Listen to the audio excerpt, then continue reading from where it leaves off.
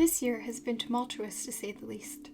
The pandemic, along with other events like the rise of the Black Lives Matter movement, the presidential elections in America, and the need to reduce mental health stigmatization, have pushed people to question their lives, values, and well-being.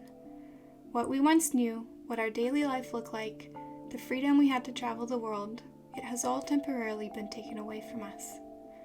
The uncertainty of what the next couple of years will look like for humanity is something we have never had to deal with in this day and age.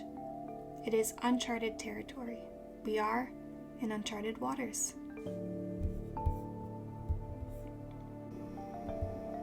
At the beginning of this year, I despised the virus and all the ways it was affecting my life as I knew it.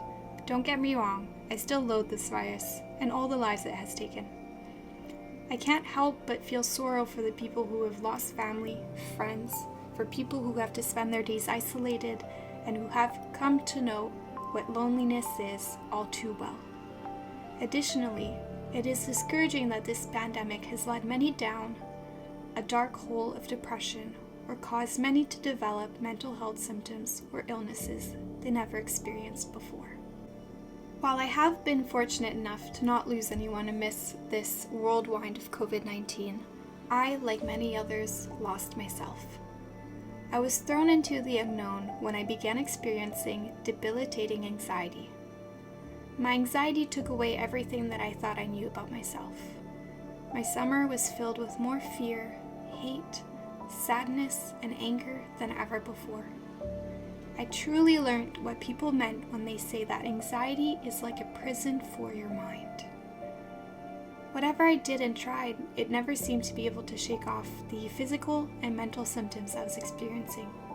Nausea, fear, increased heart rate, numbness, shakiness, the lack of confidence to do anything, and worst of all, the constant cycle of negative thoughts running through my mind. Today, my life looks different. The person I was at the beginning of 2020 is not the same person I am as 2020 wraps up. The pandemic and the anxiety took away who I thought I was. They took away parts of me that I thought I would never be able to live without. It was like being thrown into the deep end and not knowing how to swim.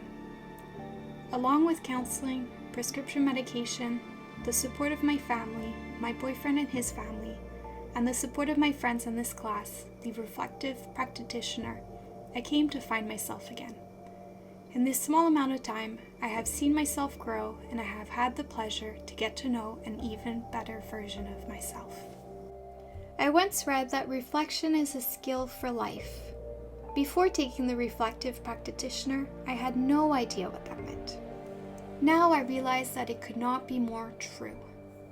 Reflection is at the basis of everything we do as humans. Reflection is also an important component of the career I aspire to pursue. As Manpreet Atwal stated in her interview with my group for the Reflection and Action Project, reflection is the foundation of counseling. It is through reflection that I have seen myself emerge from the prison I thought I would never escape. Looking back at the past 4 months, at the 7 application and reflection exercises I have completed, I have learned what reflection is, and I have learned its importance. It has allowed me to evaluate and question my life in a positive way for the purpose of learning and evolving into a better version of myself. I find it funny that something as important as reflection is often what people neglect or choose to eliminate when life gets busy. I understand. I was a culprit too. This class has taught me its importance and its value. I now see it as something that is just as important as brushing my teeth twice a day or feeding my body the nutrients it needs. This class allowed me to feel like it is okay to set time aside every day for myself to reflect. It is okay to do something just for me. This class gave me the permission I felt I needed to prioritize reflection. What does reflection look like for me now? I reflect when I go cycling. There's something about feeling fresh air hitting my face and being thrown into deep thought. I find reflection in meditation, the The last 2 decades have given us many gifts, and one of these gifts is the gift of technology and having knowledge at the tips of our fingers. Hundreds of phone apps exist just for meditation, and I have found solace in guided meditation. It helps me put a name to my emotions, and it helps me map my thoughts. I reflect in reading. Viktor Frankl's book has helped me understand the meaning of life and what my meaning is. I have found reflection in cardio and exercise. Pushing myself through a tough workout has helped me train my mind to push through all of life's obstacles, especially when all I want to do is give up.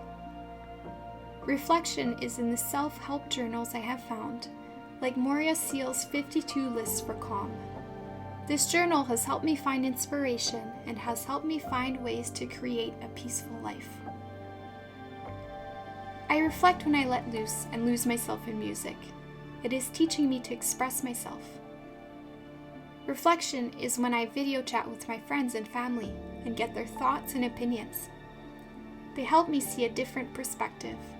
I have seen how important this is in so many different professions where teachers, social workers, and counselors use their peers and peer feedback to develop their practice. I reflect when I journal.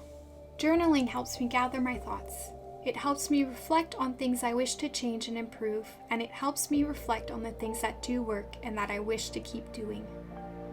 I have found the Experience Cube and the States of Mind worksheet to be particularly useful when journaling because they allow me to see when I am acting on my emotions or reason, and they help me deal with my problems or issues in a calm and wise manner. The Experience Cube has also taught me to separate my wants, my feelings, and my thoughts from any observed event. I use reflection by doing yoga because it helps me find balance. I have found reflection in water. I view showers and baths as places where I get to wash away the ruminating thoughts and instead find healthier ways to think about things and to learn from them. I reflect when I go for walks. Watching the trees, hearing the birds sing, feeling the wind on my face, smelling the flowers or the pavement when it first rains, and tasting the freshness of the cold air, it helps me keep grounded. When my anxiety began, I came to understand how powerful my thoughts were. They made me believe many things that weren't actually true. My thoughts tricked my body into thinking it was in fight or flight mode. All these negative and ruminating thoughts imprisoned me, and I never thought I would be free again. I have used this year, this transcending year, as an opportunity to learn that yes, negative thoughts are powerful, but positive thoughts are even more powerful. Reflection has helped me rework my thought patterns, and I have seen myself change. I feel balanced, I feel engaged, I feel motivated, I feel wise, I feel together, I feel happy. I feel like I have the tools to help me through this year's uncertainty and the rest of my life's uncertainty. I have made it my mission to engage in reflection on a daily basis because I now realize that by incorporating it into my life daily, I am training my mind to reflect in action as well as on action. I also see its importance for when I am a counselor, because I can't encourage my clients to reflect if it isn't something I am also willing to do. I can't expect my future clients to find balance if I'm not balanced myself. I can't help someone get better if I'm not healthy myself. I encourage you to learn the art of reflection because I guarantee you that you will see your life change before your eyes. Thank you.